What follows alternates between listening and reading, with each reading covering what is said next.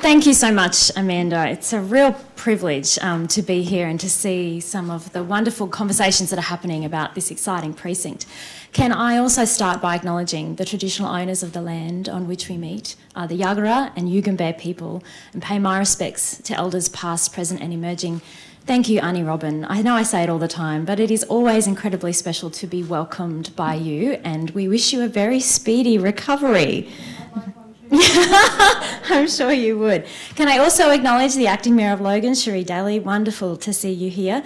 My good friend, the member for Logan, Linus Power. And I have to say, just hearing from Cherie about the importance of midwifery services, before Linus and I were elected, we ran a huge campaign here in Logan for the return of community midwifery services. And just a few months ago, we got to stand in Meadowbrook at Jar Jumbora, the community midwifery centre, and we had a huge win bringing those services back to the families of Logan.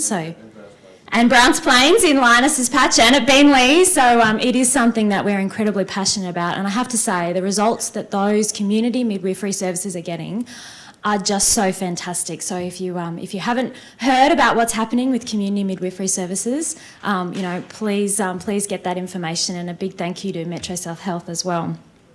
Can I also acknowledge Griffith University's Pro Vice-Chancellor of Health, Professor Sheena Riley. I know we've got Russell and John here from Logan City Council as well. I'm also here to pass on the apologies of Minister Cameron Dick and Minister Stephen Miles. They can't be with us this morning. We've had a busy week at Parliament and a drought relief function last night, and lots happening, but I do want to let you know that they pass on their very best wishes for a successful summit. And can I also acknowledge another good friend of mine who is here, Des Hardman. He's a radiographer at the Logan Hospital. He's also the Labor candidate for Ford, and it's his birthday today. So happy birthday, Des.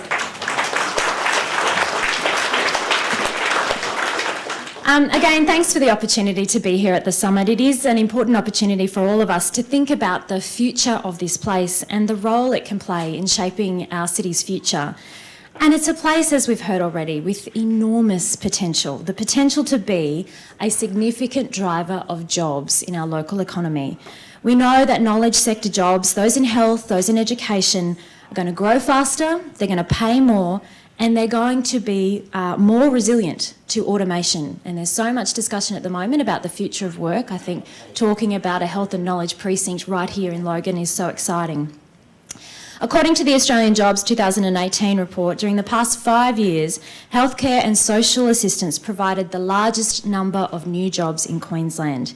This is the country's largest and fastest growing industry, and it's projected to have the strongest employment growth of any industry in the next 4 years.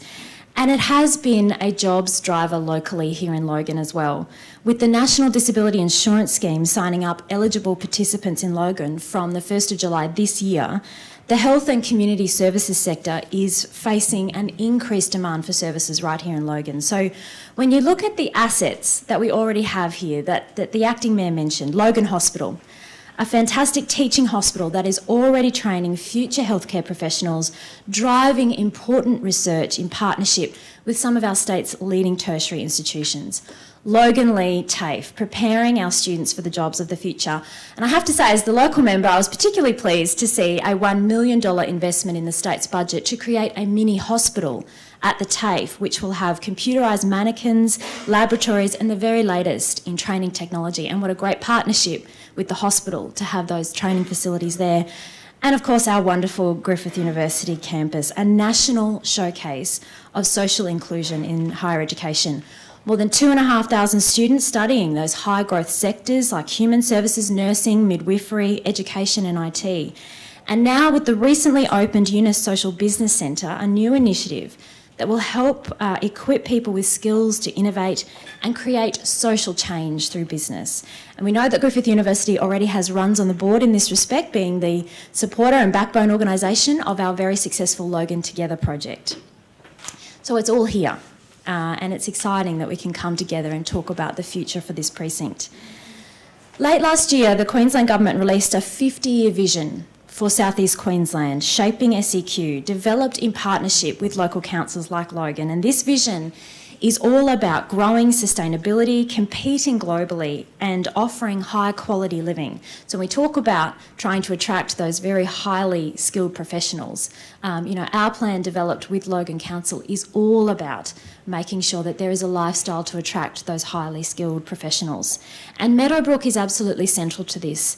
Designated in the plan as a regional economic cluster, there are places in our region that are expected to be the most significant economic drivers, clusters of high-value industries and jobs.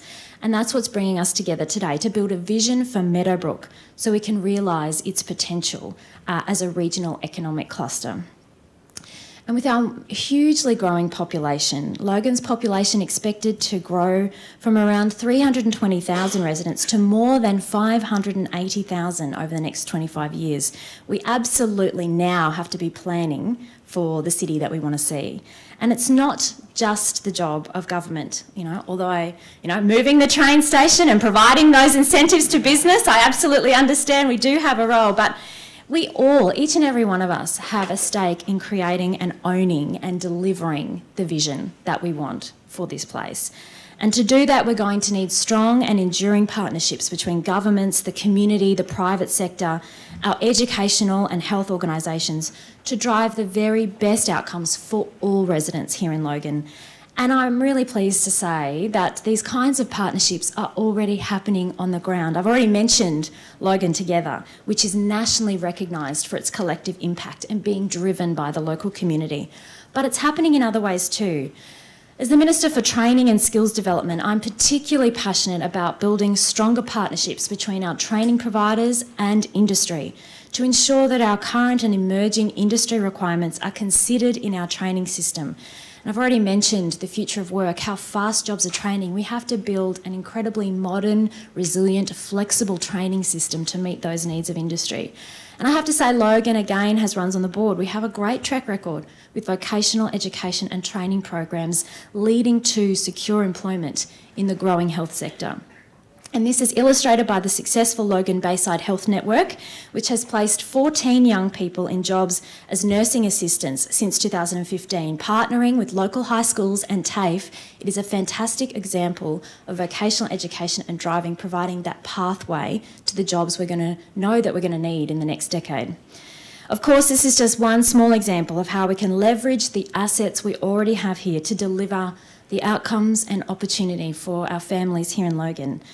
So starting with the assets that we have and thinking about how we can build upon them and dreaming about a really big future that we want for Meadowbrook and for Logan, I'm wishing you all the very best for the task ahead and for the discussions continuing today. I am genuinely excited to see the outcomes of this fantastic summit.